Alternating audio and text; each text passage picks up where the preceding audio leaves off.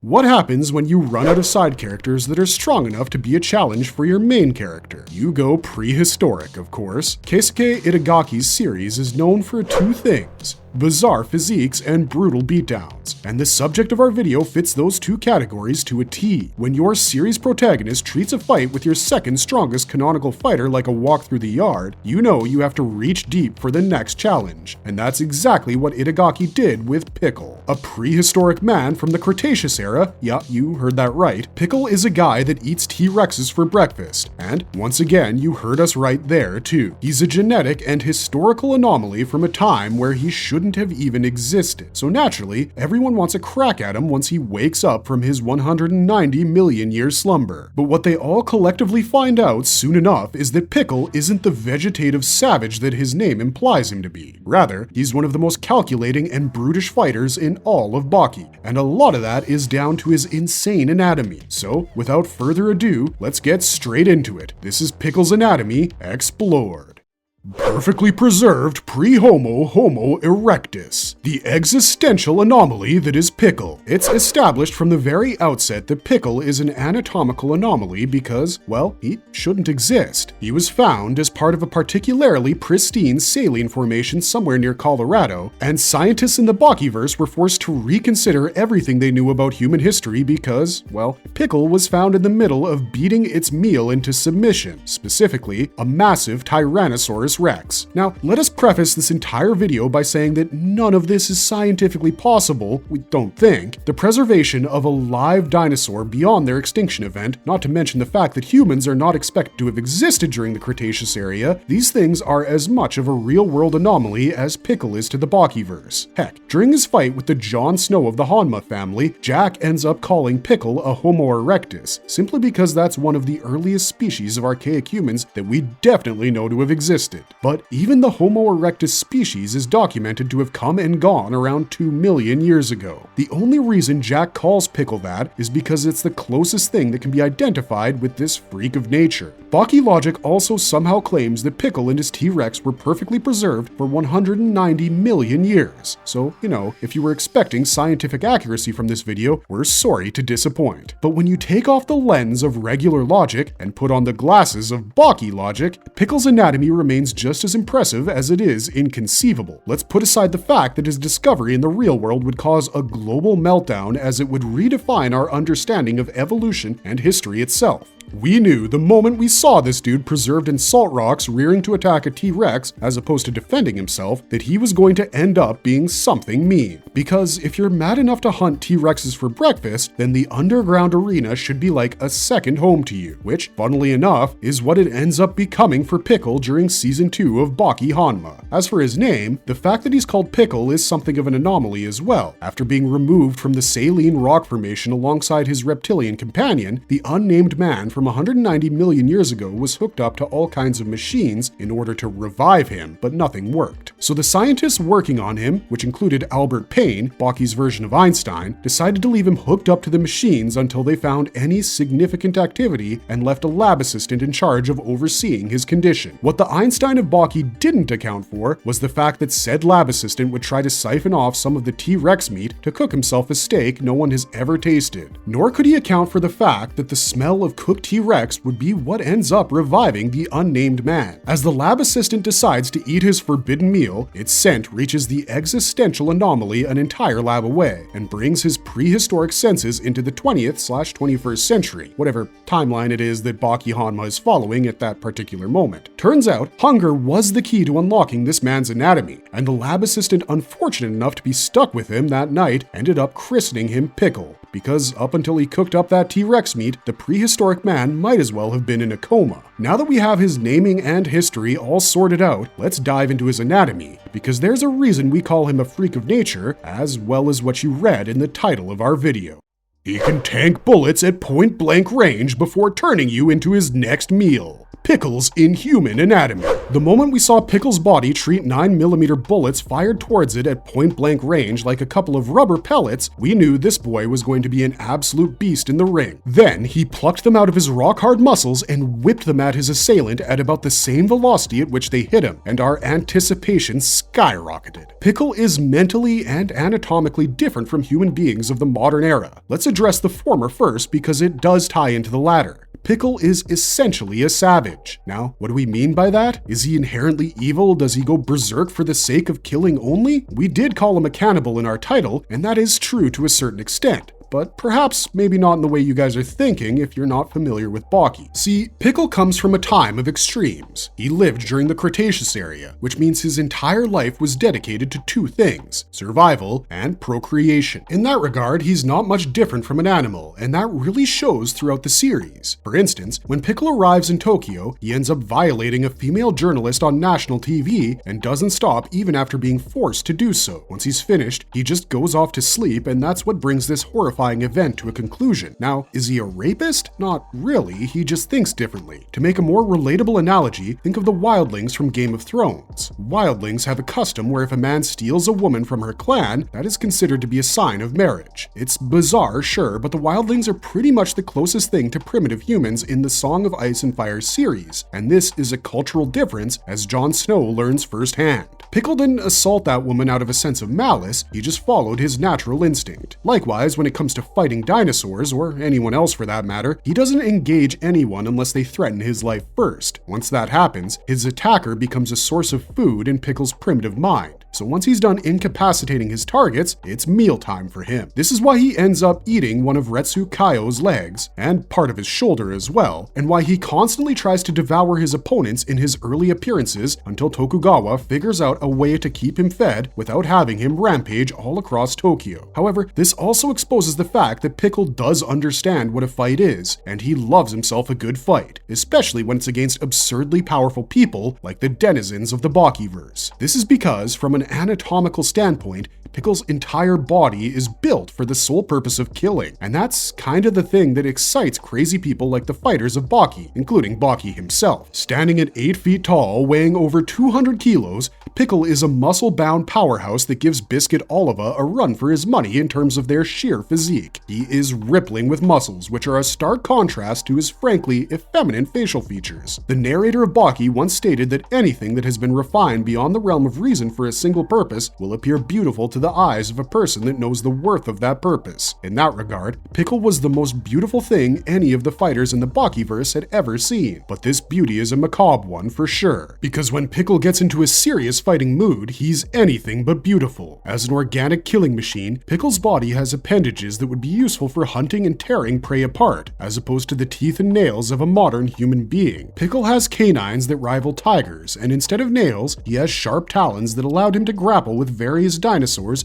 back in the Jurassic Park days. His very bone structure might differ completely from that of the modern human because Pickle has an abnormally strong neck, which somehow makes him immune to concussions. Now, the real-life Homo erectus were said to have bones that were far denser than that we have come to expect from modern humanity, so this part we can accept as a bit of flair. But what makes this truly impressive is actually an in-universe comparison. In Baki, the man with the strongest neck besides Yujiro is Biscuit Oliva. Oliva can tank a full-force judo kick to the neck and brush it off as if it were dust. But that's if the person attacking him isn't a trained killer like Baki or Yujiro. Baki especially toyed around with Biscuit Oliva towards the end of their fight in Baki Hanma Season 1, and that fight finished with Baki breaking through the Arizona State Prison's walls with Biscuit Oliva in tow. Pickle's neck is so strong that it allows him to stay concussion-free, even after taking hits that would usually send any other fighter's brain pinging in their cranium like a pinball. This is attributed to the fact that while he can walk on 2 legs, Pickle is actually a quadruped. He moves around in his natural habitat much like primates made, which explains his disproportionately long arms as well. For someone untrained in the art of survival, that might prove to be a disadvantage, but for Pickle, all it does is improve the range of his killer blows. Though he has immense speed, agility, and strength, even on 2 feet, like he demonstrated when he knocked out an unguarded Baki with a single kick, all of that is exponentially increased when Pickle gets on his fours and prepares to unleash his head-on tackle. He shoots out of his corner like a bullet train when he does that, and it's a move he has used to put down dinosaurs, so regular humans simply don't stand a chance against it. He can also achieve a perfectly horizontal launch pad for himself thanks to his primitive existence, where the only things he could use for leverage in his fights against T-Rexes and stuff were stones and trees and the like. This ends up boosting his tackle speed exponentially, and it's basically a one-shot guarantee against non-Hanmas. On the flip side,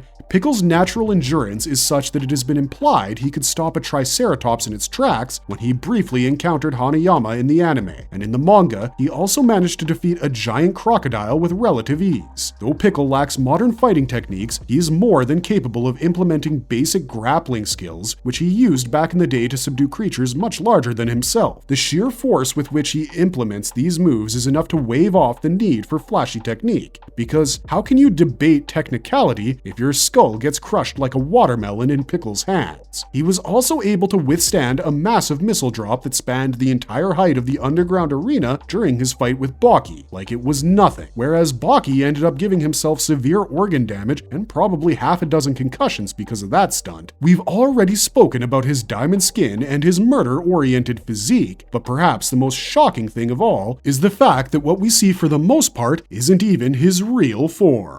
A murder ape that survived being crunched to death by a T-Rex. How people think Pickle is related to the Hanmas. Whenever Pickle gets serious about a fight, you see his face take on a near demonic look before he unleashes an attack that nearly nobody in the Bakiverse can withstand. What's crazy about this is the fact that this isn't even his real form. Throughout Baki Hanma Season 2 Part 1, Pickle was challenged by many fighters, and Pickle defeated many fighters, but none of them made him fear for his own life quite like Baki did. After going through extensive image training, Baki develops his own unique fighting style in the Dinosaur Fist, whereby he imitates the movements of dinosaurs from Pickle's day and age in order to level the playing field between them. Pickle is initially excited by the prospect of actually having a Jurassic-level throwdown, but it gradually dawns on him that he doesn't have the skill to keep up with the fighting prodigy that is Baki. Eventually, Pickle is cornered by Baki and recalls the only thing that ever made him fear for his life, a wasp. As a youth, Pickle once caught and ate a wasp, but the wasp's venom ended up setting his mouth aflame and leaving him in intense burning pain. Pickle learned that day that there are things that can hurt you even after they die, and so in his mind, a wasp was stronger than a T-Rex thanks to its poisonous stinger that Pickle's primitive mind knew nothing about. Pickle felt a portion of this sensation during his encounter with Jack. Though Pickle was strong enough to beat Jack at his own game and break most of his teeth in their bite off, and subsequently made Jack feel like a Lee Jr. from the previous arc, he hesitated from finishing him off because he sensed Jack's true finishing FU coming before it happened. This happened after Pickle knocked Jack senseless, and the inferior Hanma ended up breaking his own fingers with the sheer impact of his unconscious move. But the only reason Pickle became wary of said move was because of his experience with wasps. When he was fighting Baki, he felt that familiar feeling of unease without even having knocked him out, and being an apex predator, Pickle couldn't stomach that fact at all. He ended up flexing all the muscles in his body and took on his true form, which is not much different from when he loses his composure in his base form, save for a massive wound across his torso and back. Now, here's where things get interesting. Since the moment Pickle was introduced, a parallel has been drawn between the two of them, as they are the strongest of their kind in their respective eras. Pickle, being the only human being known to have lived in the Jurassic world, is naturally assumed to have been an apex predator in his day and age. Yujiro has a similar vibe to him, which is made evident in the one face-off they do have in the series. The two of them are yet to fight because Pickle's main beef is with Jack, but they do share one similarity between them, and that is their fighting stance. When Yujiro talks about a fight, he doesn't say things like he will crush his opponent or he'll defeat his opponent. He says he'll eat them. When he decides to take a fight seriously, he assumes a pouncing stance that makes him appear as though he's a fierce apex predator